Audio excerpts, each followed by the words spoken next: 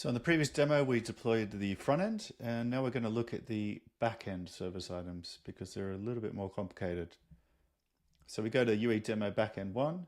We can see the config's been generated, and in the prompted instructions here, the idea is we go to the backend API and get the open API specification, and then populate that into distributed cloud as part of the load balancer deployment.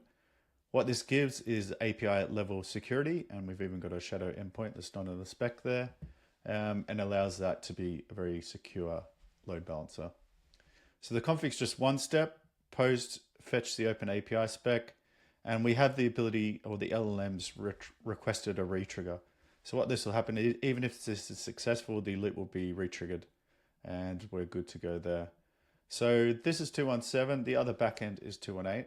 So what I'm going to do is add a loop for both 217 and 218 to get them going at the same time. They're almost exactly the same plan at the moment. So it's fetched, the open API spec has been fetched, and it has re-triggered as it was requested to. So we go to NetOrca pack, we look at the back end, we see Python 1 passed, execution was recorded. The deployed item actually recorded the open API spec that it received from that application. And as requested, it's gone on to the second loop where it will figure out what to do next. Okay, so that config layer is finished. And we can see the plan. Create or ensure the namespace exists. And we knew we created that last time, so it'd be interesting.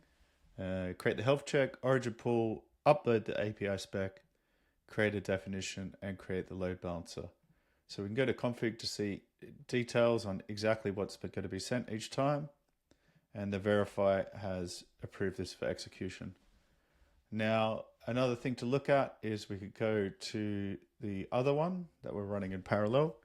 And we could just see, and to show you that this is not exactly spelled out in the prompt, this is a slightly different plan. It only has 4 steps for this one. So this is backend 2.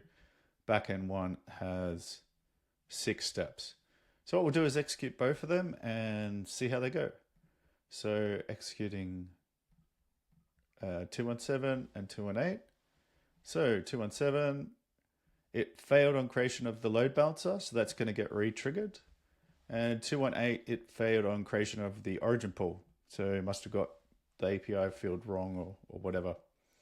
So we look at 217, we see it was re-triggered. We can go to pipeline 2, see the execution, see what successful steps went through.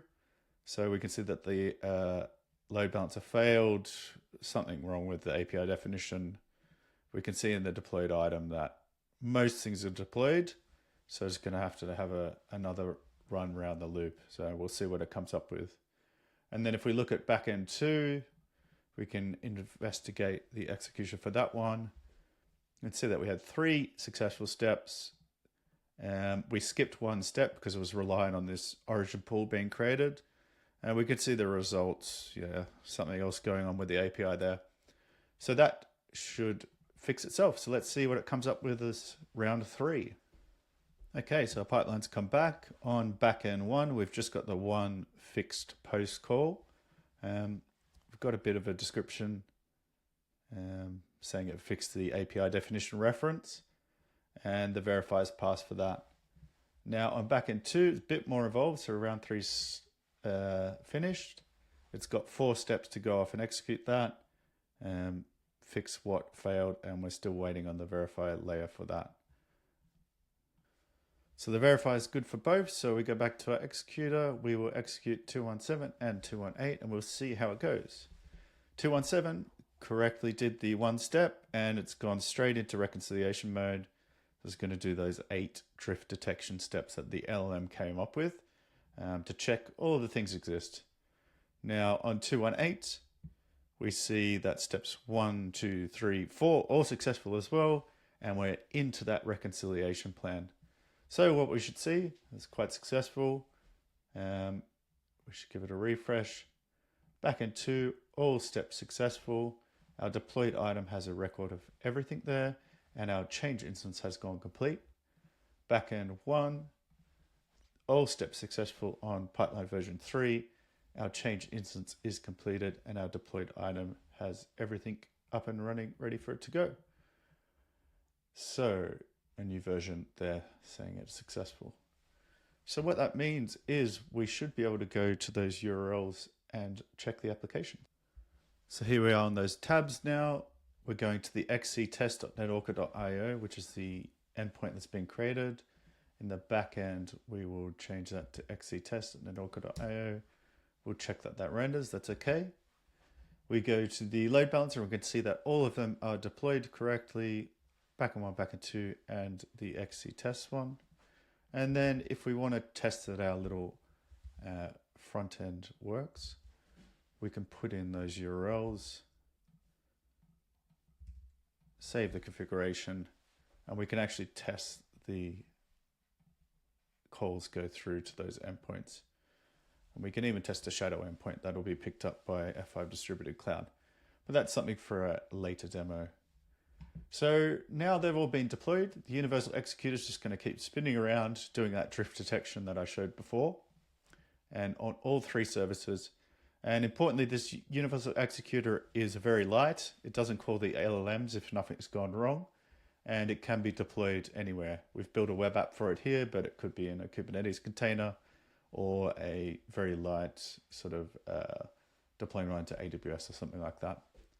So once again, we've shown you the whole stack today, and the Executor are just buzzing away, and we've deployed quite a complicated multi-load balancer application secure service, and importantly now have drift detection for any of it, including if we update these application and change the Open API specification. We'll see on the Universal Executor here that on 217, one of the steps is to verify that the Open API spec is reachable and it hasn't changed as well. So that's all for today. As you can see, this can be applied to basically anything with an API, and it can be really used to quickly deploy and automate quite complicated configuration and infrastructure. Thanks a lot.